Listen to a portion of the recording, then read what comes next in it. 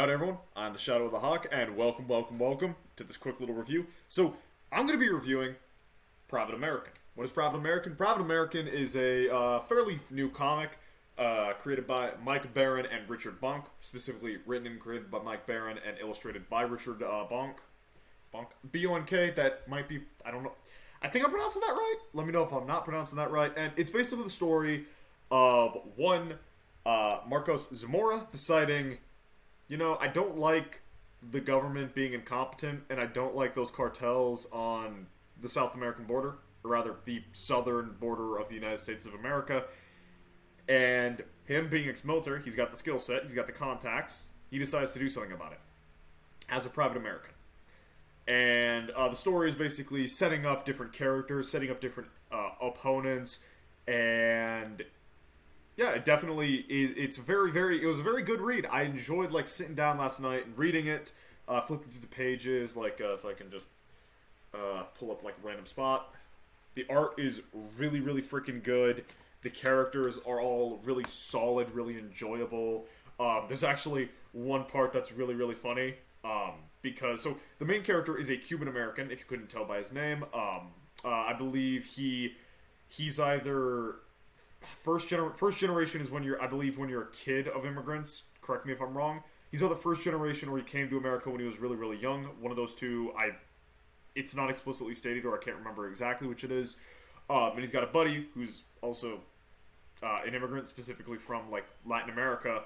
And there's a bit where some of the stuff that he's doing picks up on national news, and because it's a bunch of Afghanis or Latinos dying on the border, he and his buddy get labeled white supremacists, which I think is really funny because they're both Latino. Those incredibly rare Latino Nazis, they're almost as bad as those black Nazis, man.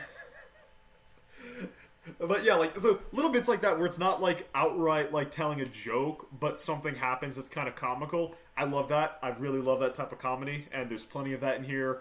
There's plenty of really good action. There's plenty of really good violence. It's all in all a really damn good read. The story is really good.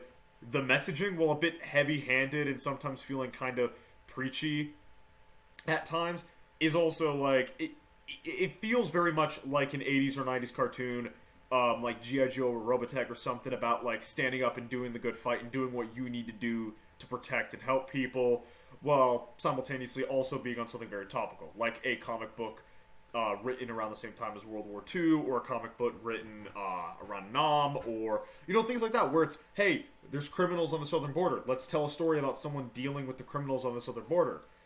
And then also, a little bit of messaging here and there, because, yeah, I will say that's probably the weakest part of it, and that's the bit, if I had to give, a criticism in order to not come off like a total and absolute fanboy, it would be the messaging is kind of heavy-handed at certain points, where it feels very much like the writer is trying to say something rather than the characters. But unlike something like, say, Supergirl, where you have it established many times that the government in Supergirl is very democratic, or not democratic, very Democrat and very left-wing. You have a character expressing that there's a wall being built, but there's no in-universe reason, or, cops coming out of nowhere to chastise a black superhero. That doesn't happen in here. It's, everything fits within the scene. It's just, no normal person talks that way. But again, it's definitely got that feel of, an 80s or 90s animated show. Again, Robotech or G.I. Joe immediately came to mind.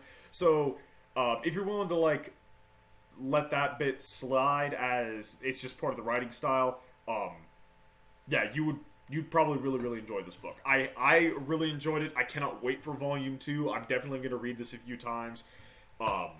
It's definitely something I highly recommend that you pick up if you've got a little bit of extra money to just, grab a copy. It's very freaking good. Also, if you pick up any Punisher vibes, that's because Mike Baron wrote for Punisher for a little bit, actually creating the character of Micro, which is, my understanding, is one of Frank Castle's biggest allies. I only know based off the Netflix show. Please don't kill me for not reading the Punisher comics. Yeah. Anyway, if you enjoyed this, leave a comment down below just to start up a little bit of a conversation. If you disliked this, if you think that me enjoying this book makes me some alt-right white supremacist bigot, leave a dislike, leave a comment down below. I would love to hear your perspective. And if you got to this part of the video, thank you for watching so much. It means the world to me. Yeah. Have a good one. See you next time. Peace.